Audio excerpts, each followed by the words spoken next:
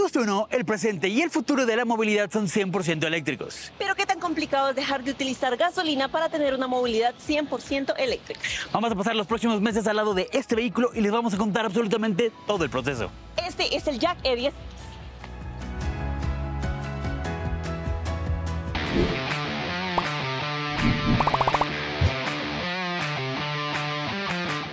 Pero, ¿por qué elegimos el Jack E10X sabiendo tantas posibilidades de vehículos eléctricos hoy en día en el mercado mexicano?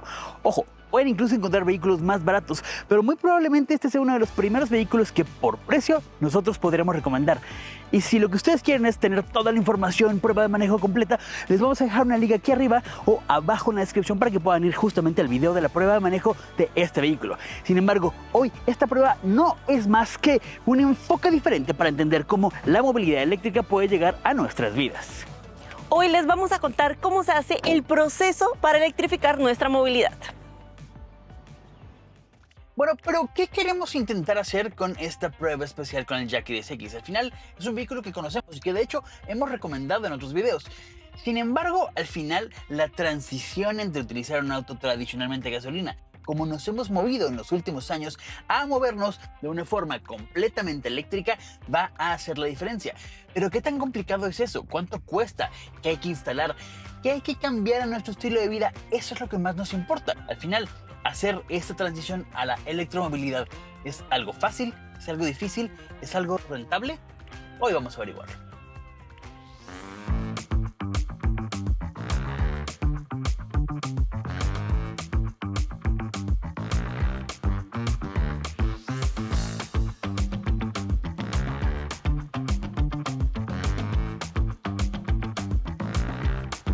Ellos son parte de la empresa eDrive, una de las empresas especializadas en instalaciones eléctricas para movilidad eléctrica. Y justo el día de hoy nos están haciendo la instalación del cargador casero para poder tener carga en nuestro vehículo todo el tiempo. Va a tardar unas cuantas horas y hay que recordar que este proceso tiene un costo. La empresa, por supuesto, incluye ciertos metros, pero nuestro cargador está un poco más lejos de la distancia tradicional, así que hoy van a hacer una instalación un poco más larga y dejar listo nuestro cargador para el auto en unas cuantas horas.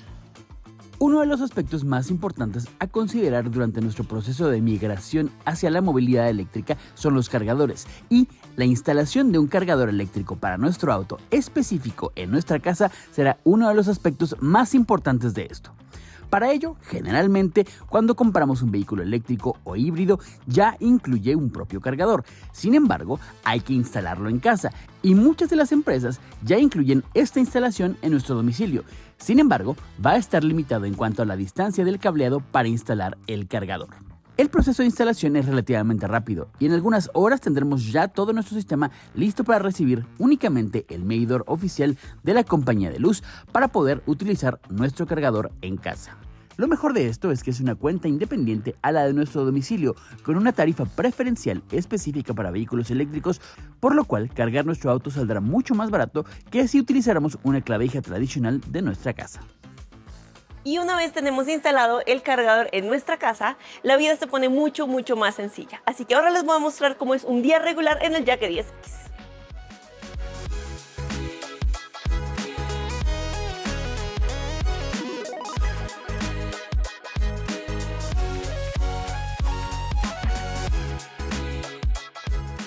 Lo que cargamos en la casa puede variar según 3 modos de manejo que el auto tiene.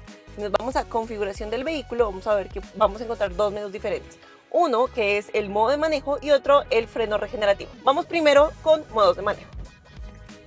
En teoría, el auto nos puede dar hasta 360 kilómetros de autonomía, pero obviamente eso depende del modo de manejo que nosotros seleccionemos. Y con ello, por supuesto, también nuestro estilo de manejo. Pero entonces, hay 3 modos de manejo. El primero es el estándar, el siguiente es el económico y el siguiente es el de largo alcance. Y cada uno tiene una configuración diferente para el auto. El primero que vamos a usar es el estándar, es el modo de manejo que la mayor parte de las veces lo hemos utilizado.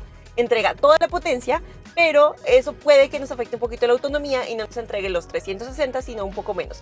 En promedio nos entrega 250 kilómetros con este modo de manejo. Tenemos también el modo de manejo económico, que lo que hace es que nos alcance un poco más la batería y eso nos permite tener un poco más de autonomía. Y lo que hace el de largo alcance es limitarnos tanto en velocidad máxima como en aceleración para exprimir lo que más se puede lograr, la mayor cantidad de kilómetros posibles. Por ejemplo, aquí estoy en el modo de largo alcance y estoy intentando ir un poco más arriba de los 63 kilómetros por hora, pero justamente la limitación ya entró y no puedo acelerar más. Pero de todas maneras, estos modos de manejo también se ven afectados por el tipo de freno regenerativo que nosotros tengamos. Hay tres tipos, está el bajo, el medio y el alto.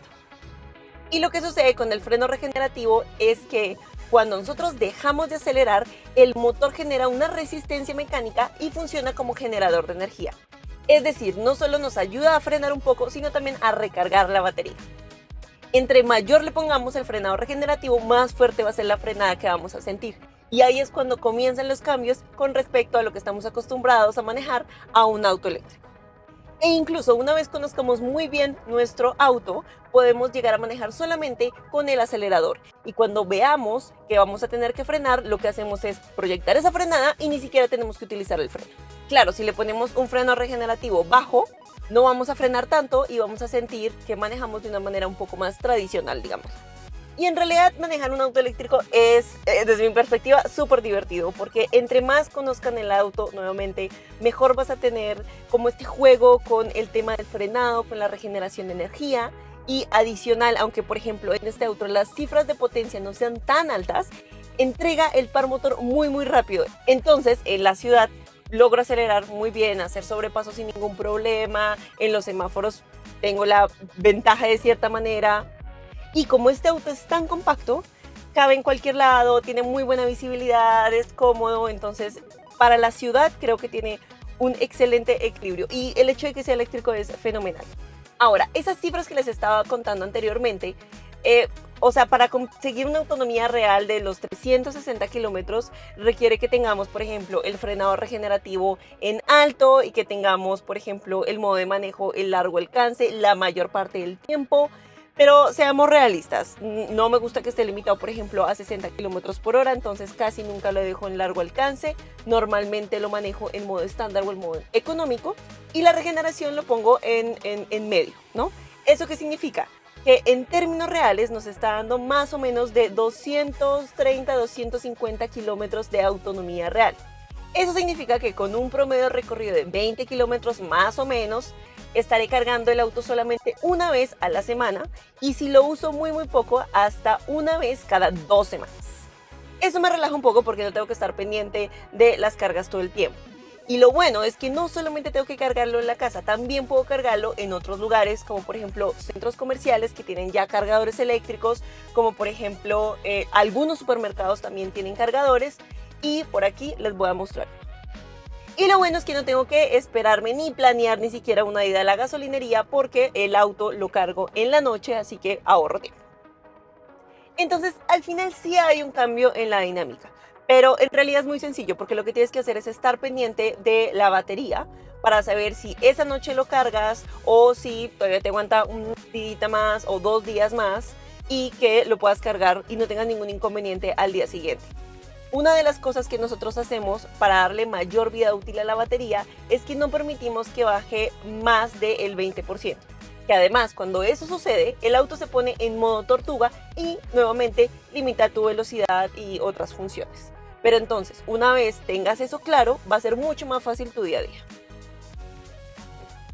Y vean, era lo que les decía, hay cargadores eléctricos en muchos lugares.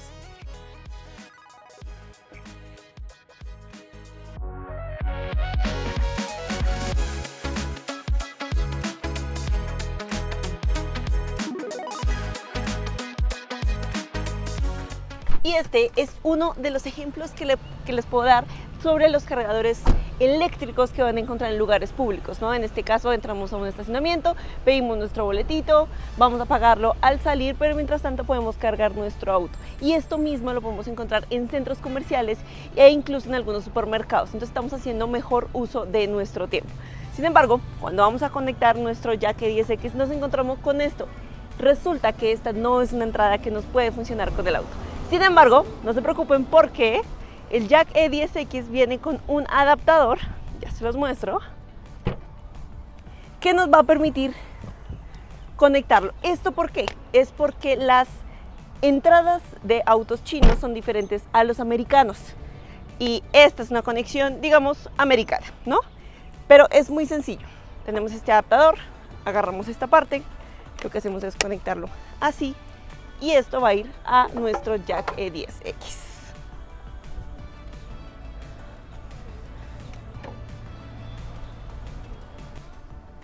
Y vean, perfecto.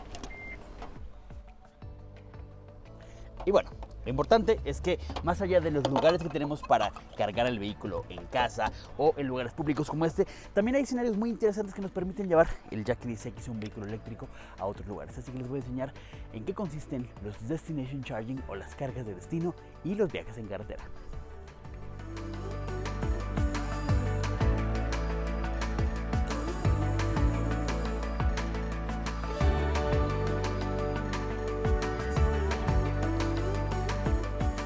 Oigan, pero en el esquema de la movilidad eléctrica no solamente debemos de podernos limitar a la ciudad. Claro, está muy padre movernos en ciudad y gastar poco, pero ¿qué pasa con los viajes por carretera? ¿Qué pasa cuando queremos salir de fin de semana o visitar algún pueblito que está cerca? ¿Por qué tenemos esta impresión de que generalmente estamos limitados a que la batería no va a llegar? ¿Y qué va a pasar? Claro, mucho de esto depende de tener la famosa infraestructura. ¿Y a qué nos referimos con esto? Es el equivalente a tener gasolineras hoy en día para viajar con cualquier auto. Se te acaba la gasolinera a la mitad del viaje, te paras en una, vuelves a cargar y sigues. ¿Cómo se hace esto en el esquema de la electromovilidad? Bueno, con las famosas electrolineras o el equivalente. Un esquema que no es realista para todo el mundo porque estas estaciones de hecho no existen. O bueno, existen sí, pero muy pocas y en pocos lugares. Aunque ya hay el compromiso de al menos 3 o 4 marcas desarrollando justamente la construcción de estas famosas electrolineras para permitir estos viajes. Mientras tanto, tengo que decirles que hay dos esquemas distintos para hacer viajes eléctricos por carretera. Uno es el de viajes cortos, viajes a un pueblo que esté cerca de la ciudad, que esté cerca de nosotros y que nuestra batería completamente llena nos dé la posibilidad de llegar ahí. Los famosos viajes que llegan a un destination charger o a un cargador de destino. ¿Y cómo funciona esto? Bueno, si la distancia o el lugar al que queremos ir está a menos de lo que nuestro vehículo dice que puede tener una carga completa, vamos a decir menos de 300 kilómetros o idealmente menos de 250 para ser más realistas, pues vamos a llegar con una sola carga saliendo completamente cargados de casa, manejando con cautela, cuidando la energía, con los modos de ahorro de energía y así, aunque llegamos con muy poca carga a nuestro destino, prácticamente llegamos, nos conectamos y cargamos durante la noche o durante unas horas para movernos dentro del pueblo sin ningún problema por varios días. Y antes de regresar a casa, lo primero que vamos a hacer es volver a cargar el auto la última noche y así regresar con mucha tranquilidad.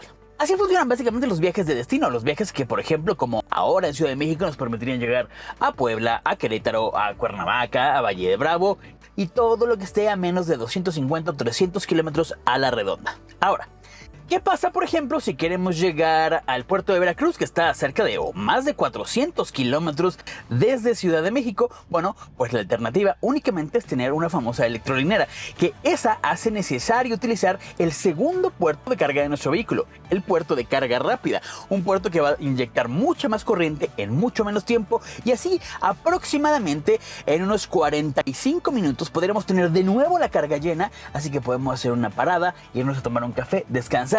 Y tengo que decirles que justamente este esquema de viajes es un esquema muy rico, porque a pesar de que es ligeramente más tardado que un esquema tradicional a gasolina, hace que te canses menos porque estiras las piernas, sales, tomas un poco de agua, te deshidratas menos y también conoces un poco más de los puntos interesantes en el camino. Así es como un viaje eléctrico por carretera puede ser muy interesante. Y si no creen que los viajes por carretera eléctricos puedan ser posibles, les dejo aquí una liga para dejarles un ejemplo de cómo nosotros viajamos más de 4,000 kilómetros desde Ciudad de México en un auto eléctrico para que vean que el futuro de la movilidad eléctrica es real y cada vez va a ser más fácil. Ahora, vamos a regresar al ejemplo. Vamos en este Jack E10X y queremos llegar al puerto de Veracruz. ¿Qué sigue? Bueno, pues evidentemente con una autonomía de entre 250 y 300 kilómetros, quizás hasta 300 y pico, si somos muy eficientes a la hora de manejar, no vamos a llegar, aún así. Entonces hay que parar y vamos a intentar hacer este ejemplo porque nosotros conocemos una electrolinera que está a punto de inaugurarse, pero que ya funciona con un cargador en el estándar chino GBT. Sí, así como los cables de los teléfonos son diferentes con cada fabricante, bueno, pues el GBT es justamente el estándar más utilizado en todo el mundo. Y de esta forma podemos en cerca de 45 minutos, de hecho fue en nuestro caso mucho menos, volver a cargar el jack y continuar con el viaje. Un viaje de Ciudad de México a Veracruz con una electrolinera a la mitad en Puebla es totalmente factible. Y sí, tal vez ahorita hay que pensar mucho y planear mucho, es decir, ¿dónde vamos a cargar? ¿Si nos da la carga o no? Quizá escenarios como este incluso nos generan la famosa ansiedad de rango. No sé si voy a llegar, y eso puede ser complicado para los que manejamos. Pero realmente, una vez que lo entendemos, lo planeamos y estamos tranquilos de que va a haber un cargador, es un escenario muy realista y en el futuro va a ser cada vez más fácil. Ojo, si por ejemplo planeamos un viaje de destino dentro de nuestro rango de batería y llegamos y resulta que el cargador que consideramos para ese viaje no funciona, ¿qué podemos hacer? Bueno, pues afortunadamente el Jack E10X tiene un cargador de emergencia de 3.8 kW que va guardado permanentemente en la cajuela y básicamente lo que hay que hacer es conectarlo a una clavija tradicional y poner a cargar el auto seguramente por muchas más horas que con los cargadores normales, pero tampoco muchas más porque la batería del E10X es muy eficiente y de hecho bastante pequeña, así que seguramente en aproximadamente 9 o 10 horas con ese cargador normal de clavija podamos volver a tener la carga para continuar con nuestro viaje. Así que, aún así, sin tener toda la infraestructura o cuando la infraestructura falla, tenemos alternativas para seguirnos moviendo con un auto eléctrico. Simplemente hay que entender cuáles son las necesidades y cómo podemos librar cada problema que se nos pueda presentar. En el futuro les aseguro que todo esto va a ser mucho más fácil, con baterías que duren más, que se carguen en menos tiempo, que sean todavía más confiables. Pero hasta ahora yo estoy completamente enamorado de la movilidad eléctrica, tanto para ciudad como para carretera.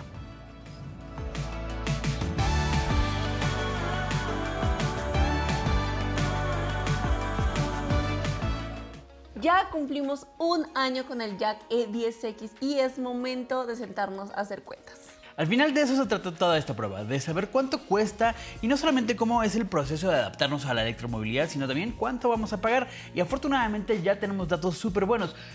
¿Recuerdas que hace algunos meses publicamos ya una primera tabla en la que comparamos una experiencia que tuvimos con un vehículo bastante similar, de hecho el mismo segmento pero a gasolina, y lo comparamos con este vehículo eléctrico? Así es, lo publicamos hace 10 meses, fue cuando cumplíamos 2 meses con el Jack E10X y justamente aquí en la tabla que van a poder ver está el comparativo que hicimos del Jack E10X con respecto a su par en la versión a gasolina. No es su par exactamente, es un vehículo más o menos del segmento, pero importante es que también recorremos muchos kilómetros y sabemos cuánto consume en ciudad, cuánto consume en carretera y podemos sacar medias. Al final, el dato más interesante de esto es el famoso costo total de propiedad. ¿Cuánto nos cuesta cada kilómetro que recorremos arriba de un auto, incluyendo la compra, el seguro, los mantenimientos y por supuesto en este caso concretamente el consumo energético, ya sea gasolina o en este caso en el E10X la electricidad? Sí, igual hay que tener en cuenta, por ejemplo, que el tema del consumo medio es diferente también porque la autonomía media que tenemos en esta tabla con respecto a gasolina también es diferente, ¿no? O sea, una autonomía en el Jack E10X es de 360 kilómetros y una versión a gasolina nos puede dar muchísimo más, pero por ende también el costo por carga y por tanque es muchísimo menos de la mitad. Vamos a decir que la media nos va a costar cada kilómetro recorrido aproximadamente ni siquiera el 50% de lo que nos costaría en gasolina. Sí, menos. Esas son las cifras que hemos calculado hasta el momento. Pero quiero que tengan más o menos el costo que hemos pagado en los recibos desde el primer recibo que se pagan cada 2 meses hasta el recibo más reciente. Y se los vamos a poner aquí para que puedan irlos viendo. Evidentemente hay datos reales aquí de cuánto hemos pagado concretamente. El primer recibo de hecho nos llegó con un famoso depósito en garantía que te cobra la CFE cuando inauguras tu línea específica, sí. Porque hay que recordar que tenemos una instalación específica para este auto independiente de la casa. Entonces hay una tarifa preferencial para auto eléctrico. Es más económico el kilowatt hora, es una tarifa casi que plana, es muy preferencial. Y el depósito de ese primer recibo lo pueden ver, 2.438 pesos, pero en consumo energético fueron 348.25 pesos. Sí, solo para aclarar, esa cifra de 2.000 y pico de pesos solamente se paga una vez, ya. Igual eso lo hablamos en la instalación, ya lo vieron, pero solamente para recordar, eso no se cuenta dentro de los gastos mensuales. Y es un depósito en garantía que en teoría, si todo sale bien, podría algún día regresar a nosotros, aunque de momento no lo vamos a contabilizar. Oigan, ese primer mes consumimos muy poco porque estábamos justamente arrancando el ciclo de uso del vehículo y fueron únicamente 66 kilowatts hora. Ahora, el segundo recibo, o más bien el segundo bimestre que se nos cobró... Discúlpame, perdón, te interrumpo ahí. El primer mes, la primera cuenta donde dice que gastamos 66 también fue porque estábamos en una época donde estábamos descubriendo otros puntos de carga adicionales, ¿no? Claro. Y creo que eso también tiene que ver, ¿no? Entonces nos fuimos, por ejemplo, IKEA tiene un cargador, los centros comerciales tienen un cargador y Liverpool tiene cargadores. Entonces quisimos como darnos ese tour de cargas, a ver dónde podemos encontrar cargadores eléctricos y demás. Entonces eso la verdad afecta un poquito, tiene que ver un poco. Tampoco fue tanto, pero sí tiene que ver un poco con el rendimiento. Que es parte de la estrategia que ya les contó Laura respecto a cómo reducir el consumo energético, al menos el consumo que nosotros pagamos en el recibo de casa. Esa estrategia de que haya lugares de carga públicos gratuitos todavía va a existir en algunos lugares y durante algunos años, aunque cada vez más vamos a ver redes de recarga más profesionales con más capacidad, por los cuales tengamos que pagar el consumo, al menos para cargar nuestro auto por un específico tiempo o por una cantidad de kilowatts hora. Mientras eso llega, vamos al análisis de los recibos en casa. El segundo recibo nos llegó por casi 900 pesos, 897 pesos en 2 meses. Sí. En un bimestre. Y fueron 188 kilowatts hora cargados en domicilio. Bien, creo que fue uno de los más altos de todo el año. El tercero nos llegó por 756 pesos con un consumo de 153 kilowatts. El cuarto recibo nos llegó por 740 pesos por nada más que 149 kilowatts hora. El quinto recibo fue de 629 pesos, casi 630. Y fueron 118 kilowatts hora. Parece que hemos ido bajando el consumo a domicilio. Y el más reciente recibo fueron 560 pesos y únicamente cargamos 99 kilowatts hora. Todas las demás cargas se hicieron afuera. También hemos ido cambiando y variando las distancias recorridas cada mes. Hasta ahora la suma de kilómetros está cercana a los 8,000 kilómetros, que para un periodo de un año de hecho está bastante baja, porque la media normal o la media habitual son cerca de 20,000 kilómetros al año. Estamos, vamos a decir, casi llegando a la media, porque faltan todavía posiblemente un mesecito para que cumpla el año completo, pero ya hay datos suficientes para decir, oye, ¿cuánto nos gastamos en este año en energía?